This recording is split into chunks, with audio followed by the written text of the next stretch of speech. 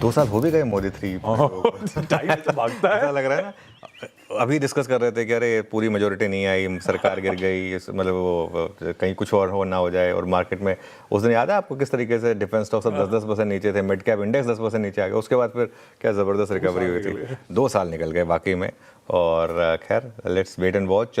और ये बड़ा क्यों है एक्चुअली आज का सबसे बड़ा क्यों एक्चुअली यही है क्योंकि आज ये मोदी वापस आए हैं और बाजार को एक उम्मीद है आशीष कि कुछ तो होगा। और लेट्स वेट एंड वॉच। अब आते हैं हम एक आज के इस बड़े सवाल पर कि भाई गिफ्ट निफ्टी इतना ऊपर क्यों है। अच्छा, सुबह जब मैं 6:30 बजे जब मैं on the way to office था तब तो 200 पॉइंट से ज़्यादा ऊपर था गिफ्ट निफ्टी, अब 133 रह गया।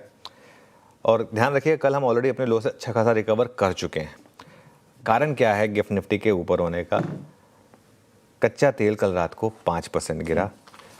कल शाम को फिर कच्चे तेल पर बेरिश बिट्स ली गई थी, वैसे वो स्टेटमेंट्स के जस्ट पहले। अब करीब करीब 105-50 पर है, लेकिन कल हम 110-109 के आसपास थे। 111-112 भी देखा था हमने, अब हम 105 पर हैं।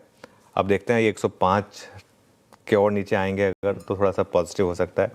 और अगर जो कच्चे तेल से राहत मिली ना, उसका इम्पैक्ट आपको देखने को मिला अक्रॉस सारी की सारी एसेट क्लासेस में। यूएस बाज़ारों में जो गिरावट चल रही थी 2-3 दिनों की, उस पर ब्रेक लगा। और आप देखें एक बार इंडेक्स लेकर आइए, S&P 500 1% चला, नैस्डैक 1.5% चला। नैस्डैक हाई बीटा है, जब गिरता है तो ज़्यादा गिरता है, चलता है तो ज़्यादा चलता है। और डाउ जोन्स भी करीब करीब 1.3% के करीब ऊपर आया। लेकिन सबसे बड़ा फैक्टर रहा यूएस बॉन्ड यील्ड्स का गिरना। कल फिर एक अनकंफर्टेबल जोन से आकर यूएस बॉन्ड यील्ड्स गिरे और 4.58 पर आ गए। ये जो आप अपटिक देख रहे हैं ना, ये क्योंकि कल रात के सेशन के बाद आज सुबह का जो सेशन है उसकी वजह से, तो इसके लिए। लेकिन कल रात को मेन ट्रेडिंग तो कल रात को ये होगी, यूएस तो कल रात को हमारे हिसाब से कल रात को वहाँ पर ट्रेडिंग होती है ना, तो उस हिसाब से 9 बेसिस पॉइंट गिरी है ये। कल हम 4.67 पर थे आशीष, आपको याद होगा। आज हम 4.57 पर है, तो ऑलमोस्ट 10 बेसिस पॉइंट का इम्पैक्ट आ गया। ठीक है। और देखिए डोनाल्ड ट्रंप एक पर्टिकुलर लेवल के ऊपर नहीं देख सकते बॉन्ड यील्ड को, क्योंकि वो उनके लिए एक उनकी इकोनॉमी के लिए बड़ा नेगेटिव होता है। वो उनका एक थ्रेशोल्ड है। और जैसे ही वो आता है, अब डोनाल्ड ट्रंप की स्टेटमेंट से मार्केट घूम जाती है, वो फैक्ट है। तो वो उनको क्या करना होता है, उनको एक स्टेटमेंट देनी होती है। उन्होंने एक और स्टेटमेंट दे दी और इसलिए उन्होंने कहा कि और कोई ना कोई उनका शांति वाला बयान आ जाता है। जैसे ही फिर वो इंप्रूवमेंट आती है, लोग लॉन्ग होते हैं, वो बर्बाद कर दूंगा वाला बयान आ जाता है। तो वो बेसिकली ये इस तरीके से चलता रहता है। और इसीलिए आपकी ना कोई स्ट्रैटेजी चलेगी नहीं इसमें, क्योंकि आप थोड़ा डोनाल्ड ट्रंप का माइंड रीड कर पाएंगे। तो इसके लिए अब उन्होंने क्या कहा कि ईरान के साथ जो शांति वार्ता है वो आखिरी चरण में। अब आखिरी चरण कितना लंबा चलेगा पता नहीं हमें।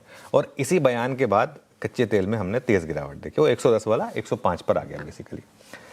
अब क्या कहा एग्जैक्टली डोनाल्ड ट्रंप ने? उन्होंने कहा कि भाई हमारे यूएस के आर्थिक आंकड़े शानदार हैं, हम ईरान के साथ बातचीत के अंतिम चरण में हैं, देखते हैं क्या होता है। या तो डील होगी, वो फिर वही बात, या तो डील होगी या बर्बाद कर देंगे। ऐसा मतलब वो जो बात है उनकी वो हमेशा रही है। मगर इशू क्या होता है, ऐसा उन्होंने बस एक to be fair to him, ऐसा उन्होंने कोई बहुत पॉजिटिव नहीं कहा, लेकिन नैरेटिव ऐसा बन गया कि कुछ पॉजिटिव हो रहा है। देखिए सारा गेम होता है नैरेटिव का, आप नैरेटिव क्या सेट कर देते हैं, वो हो गया। और उन्होंने कहा कि बस उम्मीद है कि ऐसा नहीं होगा। अब इसमें एक पीस बचा है इजराइल का, क्योंकि देखिए इजराइल का बहुत क्लियर है और इजराइल के अपने फैक्टर्स हैं, अपने रीजंस हैं, हम उसको कोई क्रिटिसाइज नहीं कर सकते हैं। इजराइल जो है वो चाहता है कि एक बार दोबारा हमला हो ईरान के ऊपर। और हालांकि नेतन्याहू वही करेंगे जो मैं कहूँगा, ये बात डोनाल्ड ट्रंप ने कही है और ये बात तो खैर लॉजिकल भी है। ठीक है। अब ईरान के राष्ट्रपति ने क्या कहा? ईरान के राष्ट्रपति ने कहा कि भाई साहब आप भूल जाइए कि हम ज़बरदस्ती सरेंडर कर देंगे। ठीक है। और ये एक आपका भ्रम है, इल्यूजन है ये आपका, अगर आपने ऐसा सोचा तो। खैर ये सब स्टेटमेंट्स आ गई। अब इनका मार्केट इम्पैक्ट, जो 2-3 चीज़ें थी, मैं बॉन्ड यील्ड और कच्चे तेल का इम्पैक्ट ऑलरेडी आपको बता चुका हूँ। डॉलर इंडेक्स कल गिरकर वापस 99 के करीब आया। एक बार डॉलर इंडेक्स भी रख दीजिएगा। और डॉलर इंडेक्स और इमर्जिंग मार्केट काफ़ी कोरिलेटेड है। जैसे आप 100 के करीब जाते हैं इमर्जिंग मार्केट गिरते हैं, अगर आप 99 के नीचे आते हैं तो इमर्जिंग मार्केट में रैली आती है। ठीक है। सोने में उछाला है क्योंकि डॉलर गिर गया, कल उल्टा था इसका। सोना 1.5% और चांदी करीब करीब 3% उछल गई। तो ये बेसिकली कल जो हुआ इसकी वजह से गिफ्ट निफ्टी ऊपर है। अच्छा, अब मैं इन्हीं चीज़ों पर हूँ तो मैं 2 चीज़ें और निपटा देता हूँ फटाफट। एक, हर कोई इसको वॉच आउट करता है क्योंकि अपने आप में एक सेक्टर बन चुका है। एनवीडिया और एक स्पेस एक्स का आईपीओ आया। एनवीडिया के नंबर्स देखिए आप। अच्छा एक कुछ बताऊँ मैं आपको, आप सोचिए जो लोग सोचते हैं ना कि हमारी आईटी कंपनियां क्यों नहीं चलती हैं, भाई साहब 81.6 बिलियन डॉलर, सोचा है आपने 81.6 बिलियन डॉलर, $3 बिलियन की बीट है। बीट है। $3 बिलियन पता है कितना होता है? आसान शब्दों में समझाऊं हमारे लिए तो $3 बिलियन 30,000 करोड़ रुपए उसकी बीट है। इतनी तो हमारे यहाँ पे कई कंपनियां ओवरऑल रेवेन्यू करती हैं जितने की बीट है, ठीक है। और अगर आप देखें तो Q2 का रेवेन्यू गाइडेंस $81 बिलियन पर $91 बिलियन की गाइडेंस है। आप समझ रहे हैं इस चीज को? अब 82 के सामने 91 मतलब 10% से ज्यादा की growth, Q on Q. Q on Q. इस बेस पर हमारे यहाँ पे हम क्या करें, -2 -1 नहीं, वो थोड़ा कांस्टेंट करेंसी ये हो जाएगा, वो हो जाएगा, 0.3 हो जाएगा। अब मुझे एक बात बताएं, आप कोई क्यों नहीं एनवीडिया में पैसा लगाए, कोई क्यों और कहीं और पैसा लगाए? स्टॉक नहीं चल रहा वो अलग बात, क्योंकि इतना चल चुका है स्टॉक वहाँ पर, ठीक है ना।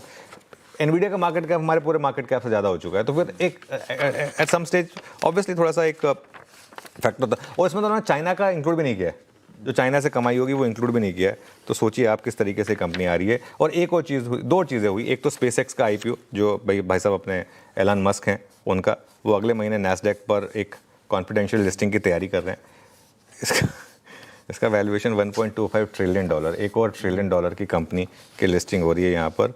और ओपन एआई के भी आईपीओ की तैयारी हो रही है। ओपन एआई भी क्लोज टू $1 ट्रिलियन है, $850 बिलियन के करीब है। तो बहुत कुछ है। सच बताऊँ ना, यूएस से फैसिनेटिंग मार्केट नहीं है कोई भी। मतलब आप जिस तरीके के आईपीओ, जिस तरीके की वहाँ पर एक पैसा बना है ना, वो नेक्स्ट लेवल का है। इंटरेस्टिंग। ओवरनाइट सारे डेवलप, मतलब मोटा मोटी वो ट्रम्प साहब के बयानों को थोड़ा सा पिंच ऑफ सॉल्ट के साथ ही लेना है। मार्केट प्ले कर रहे हैं, ऐसा लग रहा है, उससे ज्यादा बियॉन्ड कुछ कॉन्क्रीट हुआ नहीं है। मतलब अभी तक कुछ हुआ नहीं है, लेकिन क्या है ना, मार्केट आजकल बयानों पे ही चल रहा है। हाँ। तो उसकी वजह से बयान आ गए तो मार्केट और अक्रॉस एसेट क्लासेस वो इम्पैक्ट था। यील्ड, कच्चा तेल, इक्विटी, सबकी चर्चा हो गई।